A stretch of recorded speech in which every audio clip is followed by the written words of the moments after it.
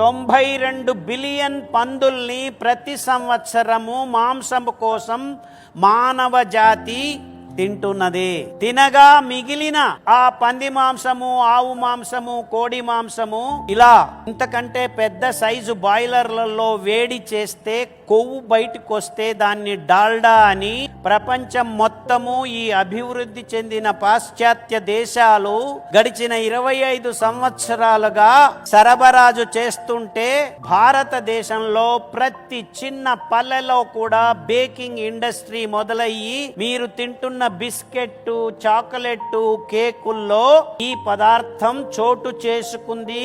అంటే మీరు తింటున్న బిస్కెట్లు, చాక్లెట్లు ఇవన్నీ, అంతేకాకుండా వీటిని తయారు చేస్తున్న నూనెలు, మీరు మురుకులు, బోండాలు, బజ్జీలు ఇవన్నీ కూడా మాంసాహారంతోనే మీరు నూనె అనే భ్రమలో వేయించుకొని తింటున్నారు. అర్థమవుతుందా? ప్రపంచంలో నా అభిప్రాయంలో శాకాహారులు ఎవ్వరూ లేరు. ఎందుకంటే మీ ఆహారం ఇలా తయారవుతున్నది.